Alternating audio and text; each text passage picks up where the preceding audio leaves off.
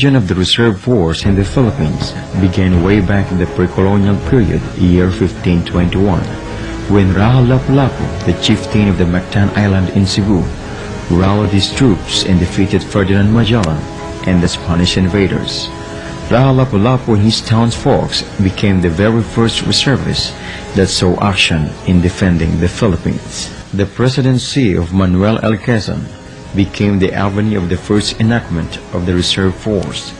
An act was then put to paper on the very first legislature of his governance. Commonwealth Act No. 01 ensured that Philippines will be prepared to thwart off any invasion or aggression of some sort by any nation or entity, and thus called upon its citizens to provide manpower to the then fledgling Philippine Army. The National Defense Act of 1935 heralded the creation of what would be the Armed Forces of the Philippines and their first documented account of voluntary citizen enlistment. My fellow citizens, there is one thought I want you always to bear in mind, and that is that you are Filipinos, but the Philippines are your country and the only country God has given you. That you must keep it for yourself, for your children, and for your children's children until the world is no more. You must live for it and die for it if necessary. During the World War II, where Japanese made a surprise attack in the Philippines, Hunters ROTC, a Filipino guerrilla unit active during the Japanese occupation of the Philippines, and was the main anti-Japanese guerrilla group active in the area near the Philippine capital of Manila. It was created upon the dissolution of the Philippine Military Academy.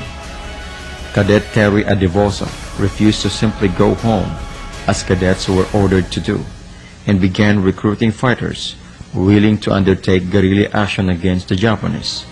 This force provided intelligence to the liberating forces led by General Douglas MacArthur, and took an active role in numerous battles, such as the raid at Los Baños. When war broke out in the Philippines, some 300 Philippine Military Academy and ROTC cadets were unable to join the USAFE units because of their youth. The Hunters ROTC banded together in a common desire to contribute to the war effort. Throughout the Bataan campaign, they worked to protect civilians and to assist the USAFE forces by way of intelligence and propaganda. During the Battle of Manila in 1945, the Hunters ROTC, under the command of Lieutenant Colonel Emmanuel Video Ocampo, fought with the U.S. Army from Nasugbo, Batangas to the Manila General Post Office. The Hunters also jointly operated with the Philippine Commonwealth Army and the Philippine Constabulary and the American soldier and military officers of the United States Army in many operations in Manila, Rizal, Cavite, Laguna, Batangas, and Tayabas, now Quezon. The aftermath of the World War II made the armed forces of the Philippines realize that there should be a need to rebuild and reorganize the defense of the nation. Reserve units were then organized to battalion combat teams with the sole purpose of force augmentation in case of another World War threat. Up until 1986, after the infamous EDSA Revolution, the unit was shortly deactivated since the armed forces of the Philippines at that time had undergone retraining and reorganization. 1991 was the new beginning for a new reserve force when Republic Act 7077, Reservist Act of 1991, was signed into law on July 1, 1991. It was also known as Citizens Armed Force Act or Reservist Law of 1991. The new legislation directed the AFP to organize and create units with the sole purpose of reservist management. That's why, on May 12, 1992, the Reserve Command of the Philippine Army was again reactivated pursuant to HPA General Orders No. 392 and was later again renamed as the Army Reserve Command on October 1, 1999, HPA General Order No. 1300, and was given its marching orders to maintain, administer, develop, train, and organize reservist units to help enhance and sustain national security. Policies being declared under Republic Act 7077 include: first, maintaining a standing of a regular military force for the security of state, which can be expanded to well-disciplined citizen forces in the event of war, invasion, or rebellion. 2. The citizen armed forces will have the opportunity to participate in protecting the security of the nation, and will also have the opportunity to assist in socio-economic development. 3. The call to personal military and civil service, wherein they would be organized, trained, developed, and maintained to ensure their capability and immediately respond to the call to serve. 4. The nation shall promote and develop the public support and awareness in the important role of the citizen armed force as protector of the people and the state. Number 5. The manpower of the citizen armed force shall only be conforming to the projected and the actual needs. It is not envisioned by the state to have a nation under arms, unless extremely necessary. Article 2, Section 4 of Republic Act 7077. The mission of the Citizen Armed Force is to provide the base of expansion of the armed forces of the Philippines in the event of war, invasion, or rebellion, to assist in relief and rescue during disaster or calamities, to assist in socio-economic development, and to assist in the operation and maintenance of essential government or private utilities in the furtherance of overall mission. The reserve force shall be organized into 5 components, namely: first, the Army Reserve Component. They would be the primary unit of citizen armed force. The battalion equivalent of the reserve will be organized on a provincial basis.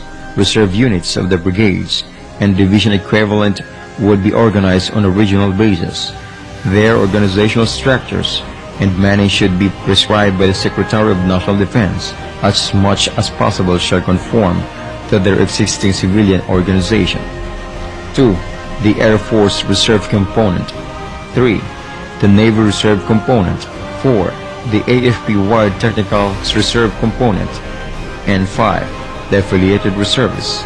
Affiliated reserve are private and government entities, corporation establishments, and organizations at the national, provincial, and municipal levels, which provide essential public services such as water, light, transportation, and communications, where are necessary to support the prosecution of national defense.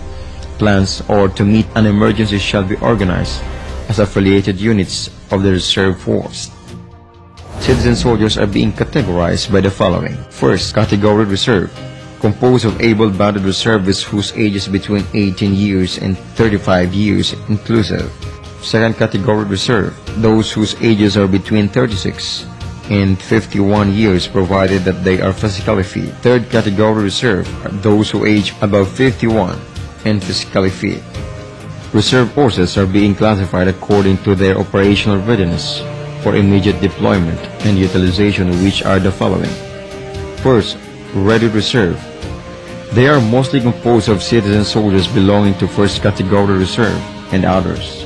They are subjected to be called at any time to augment the regular armed force of the AFP not only in times of war or national emergency, but also to meet local emergencies arising from calamities, disasters, and threats to peace, orders, security, and stability in any locality, including the need to provide assistance in relief, rescue work, and other civil assistance activities. 2. Standby Reserve.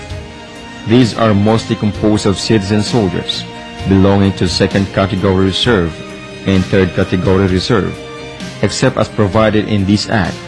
The members of the Standby Reserve shall be organized and assigned to specified reserve units and shall be maintained through annual assembly tests to update their records and their present addresses together with the others. The Standby Reserve may be mobilized or ordered to active duty only in times of national emergency or war. The ranks of the members may be upgraded if they voluntarily participate in training or serve with the Ready Reserve units in their areas if their Standby Reserve units undergo retraining. They will, however, be encouraged to upgrade their military knowledge. Retired Reserve shall be composed of citizen soldiers who have qualified for retirement through length of service, old age, or disability. For this purpose, 65 years shall be considered as the retirement age. However, if qualified and fit for duty, a member of retired reserve may be ordered to active duty in times of local or national emergencies. If he volunteers for active duty when the Secretary of National Defense determines that there are not enough qualified citizen soldiers with his special skill and qualifications in the Ready Reserve or the Standby Reserve in his particular area of residence. To aid the Republic Act 7077, Republic Act number 9163, known as National Service Training Program, Act or National Service Law of 2002, had defined the policies and procedures in administration, training of ROTC unit, the National Service Training Program or NSTP. The future of the Army Reserve Command will be aligned pursuant to the directives of the Philippine Army's Transformation Roadmap to 2028. It's a 15-year strategy to attain its vision to be a world-class army that is a source of national pride, meeting the demand of the 21st generation.